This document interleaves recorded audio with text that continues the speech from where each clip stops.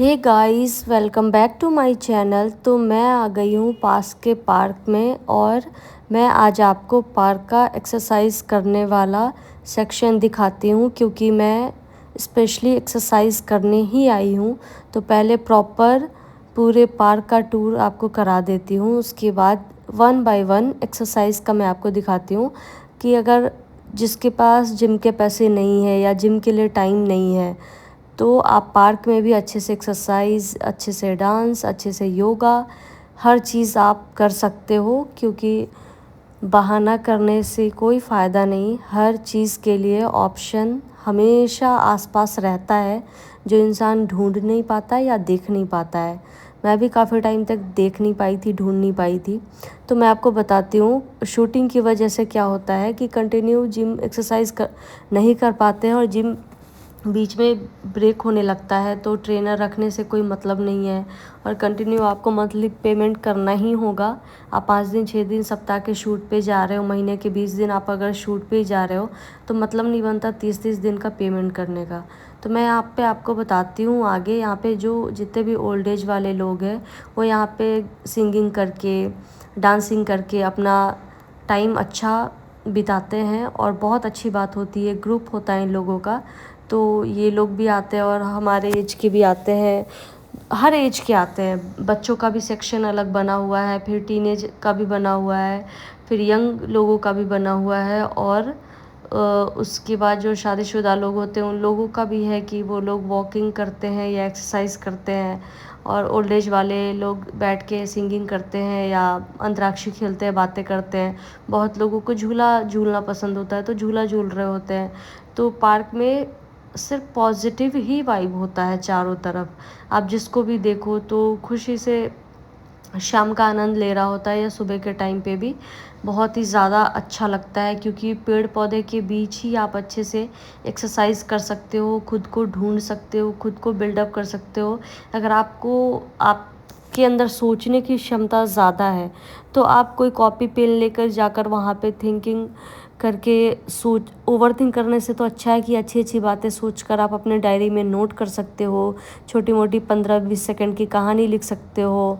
Nature के पास कहानी लिखने का आनंद ही अलग होता है। तो मुझे तो बहुत ही ज़्यादा नेचर से प्यार है, इसीलिए जब भी मैं मेरे घर बिहार जाती हूँ तो मैं गाँव में ही ज़्यादा रहना प्रेफर करती हूँ, क्योंकि मुझे मेरा गांव बहुत पसंद है गाइस, बहुत पसंद है।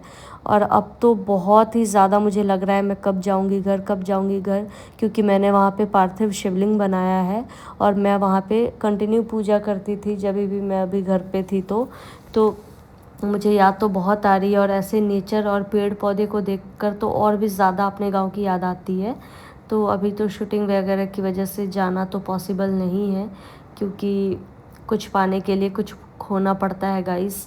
और 7 समुंदर पार यहाँ पर आए हैं अपने लिए नाम बनाने, पहचान बनाने, अपने पैशन को फॉलो करने, अपने एम्बिशन को फॉलो करने। तो साथ में डिसिप्लिन भी मेंटेन रखना होगा, इसीलिए मैं नेचर के बीच आज इस पार्क में आई हूँ।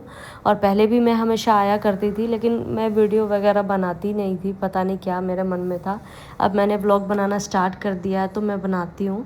तो गाइज़ आप देख सकते हो यहाँ पे एक्सरसाइज ईज़िली और फ्री में आप अच्छा एक्सरसाइज कर सकते हो, जो जिसके आपको पैसे जिम में देने पड़ते हैं। अगर आपके पास पैसे नहीं है और टाइम पे आप मंथली जिम का पेमेंट नहीं कर सकते हो तो आप पार्क में फ्री में एक्सरसाइज कर सकते हो। या अगर आपके पास जिम का बिल्कुल भी टाइम नहीं है, 5 दिन 6 दिन आपके सप्ताह में शूट चल रहा है, आपके पास टाइम नहीं है, तो आपको सिर्फ 10-10 दिन के चक्कर में 20 दिन 30 दिन का पेमेंट करना पड़ रहा है। ट्रेनर को रखना पड़ रहा है 5-5 6-6 हज़ार रुपये मिनिमम, मैं बता रही हूँ ट्रेनर का।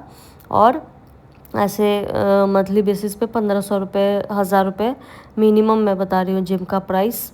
तो अगर नहीं पॉसिबल हो पा रहा है तो आप पार्क में कर सकते हो, क्योंकि पार्क में एक्सरसाइज करने का कोई पैसा तो लगता नहीं है, ना ही कोई एंट्री फ़ी है। हालांकि कोई कोई एक्सपेंसिव पार्क भी है आसपास में जिसमें मिनिमम 5 रुपये लगते हैं और उसमें टाइम ड्यूरेशन होता है, कितने टाइम में आपको निकल जाना होता है।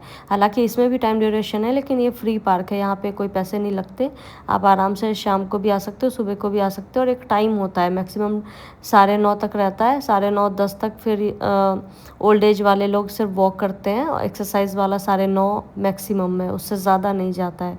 तो यहाँ पे एक्सरसाइज करने का बना हुआ है, जैसा कि मैंने बोला आपको कि मैं स्पेशली एक्सरसाइज के लिए ही आई हूँ यहाँ पे। तो मैं आपको दिखा सकती हूँ, देख सकते हो यहाँ पे हर वो चीज़ अवेलेबल है जिसमें आप ईज़िली, मतलब ऐसे ऐसे एक्सरसाइज पार्क वाले हैं जो जिसका बहुत ज़्यादा फ़ायदा है, क्योंकि आप इसका एक एक्सरसाइज भी अच्छे से कर लो या टाइम प्रॉपर 32-35 मिनट एक मशीन पे आप दे दो, तो होता क्या है, इसके किसी भी मशीन पे आपकी पूरी बॉडी मूव कर रही होती है, तो उससे क्या फ़ायदा होता है, आपकी पूरी बॉडी का फैट एक साथ ही जाएगा।